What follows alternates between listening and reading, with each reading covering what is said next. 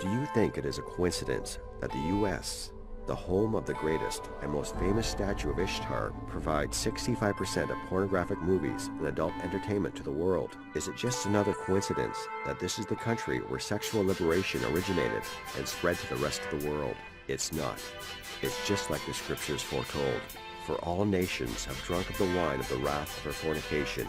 The last clue is the description of Babylon as the daughter of Chaldea. Chaldea is a region in the Middle East, mostly inhabited by Semitic tribes during the time of the prophets.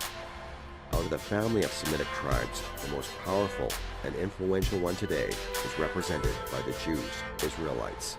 According to Scripture, Babylon would be home to multitudes of Jews who left the Holy Land. Today, the largest population of Jewish people is found in the United States. Furthermore, 48% of American billionaires are Jewish and have made their wealth in the U.S., contributing to its rise as the world's only superpower. You might recognize some of the names on this list.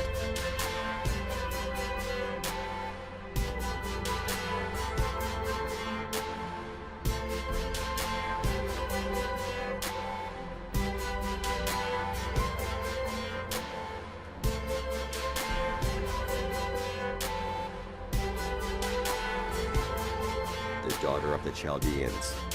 The nation that the Jewish people helped rise to superpower status is the United States of America.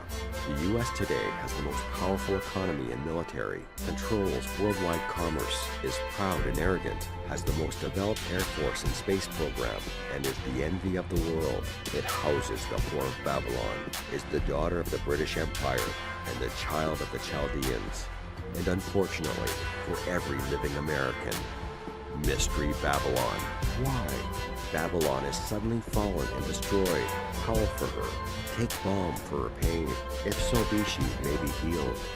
A sound of a cry cometh from Babylon, and great destruction from the land of the Chaldeans. Because the Lord hath spoiled Babylon, and destroyed out of her the great voice. Therefore shall her plagues come in one day, death, and mourning, and famine. And she shall be burned with fire, for strong is the Lord God who judgeth her. At the noise of the taking of Babylon, the earth is moved, and the cry is heard among the nations. Sit thou silent, and get thee into darkness, O daughter of the Chaldeans, for thou shalt no more be called the Lady of Kingdoms. All three prophets tell of the fall of Babylon, the destruction of the United States of America as we know it. This is not an event that happened to ancient Babylon in the past. History has never recorded the fall of a state or a city in the way described by the prophets. And just like all the events accurately predicted by the Bible, the two world wars, the rise and fall of communism, and the return of the Jewish people to their homeland, and so many others, this too will happen. The only questions left to ask are, who will cause its fall, when, and how? Isaiah 13:5. They come from a far country, from the end of heaven, even the Lord, and the weapons of his indignation, to destroy the whole land. Jeremiah 50:3. For out of the north there cometh up a nation against her, which shall make her land desolate. Jeremiah 50:9. For I will raise and cause to come up against Babylon an assembly of great nations from the north country. And draw a straight line north of the U.S. through the Arctic, the end of heaven, and you will find the answer. Russia is the great enemy of Babylon, the enemy destined to destroy it. The Holy Scriptures is again very precise. Even though it has been written centuries before the U.S. or Russia became world powers, it clearly describes both countries that are prophesied to start World War III. And at the start of their World War III, Russia will use a very special weapon, the weapon of indignation, against the whole territory of the U.S., and then lead the invasion of a great assembly of nations. Now that we know who is responsible, the next logical question is, when will it happen? As you have seen before, we are going through the biblical end times. Babylon America has fulfilled the prophecies that foretold its coming, and now, according to the Bible, it will meet its demise. The clues about when the great disaster shall befall it are hidden in the book of Daniel, another major biblical prophet. In chapter 1140 of his prophecies, describes a great war fought by two kings at the end times, one from the north and one from the south. So, if we could connect these two kings to two current world leaders, we would know how close we are to the destruction of Babylon. The key to understanding the clue of the two kings is the position of Jerusalem, because this is where Daniel had his revelations. To the north of Jerusalem is Moscow, birthplace of Vladimir Putin. What else does the prophecy say about the king of the north? And the king shall do according to his will. Putin does what he wants. He controls the media, the military, and the economy of Russia. Neither shall he regard the gods of his fathers, nor regard any god, for he shall magnify himself above all. The fact that gods is not written with a capital letter is a clear clue to what exactly the prophet is referring to: communism. The gods of the communists are Lenin, Marx, Stalin, who have ruled Russia for over 80 years. They are practically worshipped by the Russian people, and statues and pictures of them were everywhere across the USSR. But as prophecy foretold, Putin distanced himself from communism and denounced its flaws and sins against Russia and the Russian people. He shall magnify himself above all. Russian media portrays Putin as a huntsman, judo expert, chess master, brilliant politician and diplomat, pilot, and overall strongman, above the former communist leaders in every way. But in his estate shall he honor the God of forces. Russian military spending has exploded since Putin came to power. This is how he honors the God of forces. And there you have it. Vladimir Putin is undoubtedly the king of the north that will guide Russia in the end times. But what about the king of the south? Geographically, he has to be born in the south of Jerusalem. Barack Obama was born either in Hawaii or Kenya, depending on who you want to believe, both of which are in the south of Jerusalem. But what does the prophet say about him? And in those times, there shall many stand up against the king of the south. Never in our history have so many people disagreed with U.S. policies or hated the United States, Russia, China, North Korea, a big part of the Muslim world, including Syria, Egypt, Iraq, Afghanistan, Pakistan, and the list goes on and on. Remember the assembly of great nations that invade America. These clues prove that Obama is the king of the South as the prophecies foretold. So if Barack Obama and Vladimir Putin are the kings of prophecy, then their war must start before they leave office. That means January 2017. The end of Babylon is very, very near, and we are directly on course for this prophecy to be fulfilled. And Obama is playing his part to the letter. And at the time of the end shall the king of the south push at him. These words are coming true as we speak. Remember, according to the prophecy, Russia must unexpectedly use the weapon of indignation first and then invade alongside its allies. Alarmingly, Obama's push has started as far back as 2011. Syria. Syria is an oil-exporting country with strong ties to Russia and home of the only Russian naval base in the Mediterranean. Clashes broke out between CIA-backed and funded protesters and government forces in April 2011. The Obama administration armed any opposition force in Syria, although some of the rebels were openly Islamic fundamentalists and jihadists. On the 21st of August 2013, chemical weapons were used, and Obama pushed for a military intervention in Syria in a very tense standoff.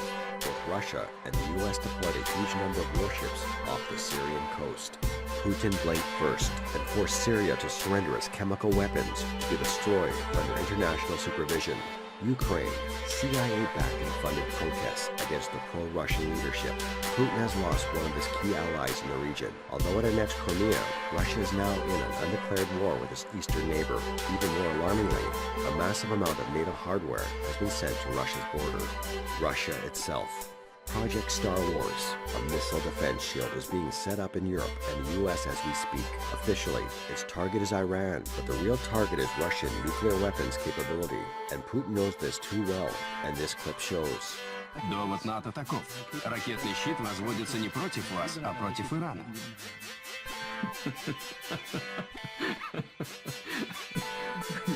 Ребята, слышали?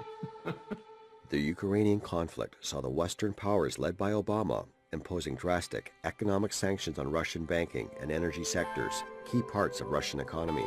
Interestingly, economic sanctions have preceded every U.S. war in the 21st century. Russian oil exports were the target of a secret deal signed between Obama and Saudi Arabia that caused the price of oil to dive from $100 a barrel to close to $40. That Russia is dependent on oil exports as 40% of its budget comes from it. That is why the Russian ruble, the Russian currency, has lost 50% of its value since August 2014. That means that people in Russia can only buy half the stuff they used to afford. Once poverty starts kicking in, the Russians will want blood, and Putin will be left with very few options.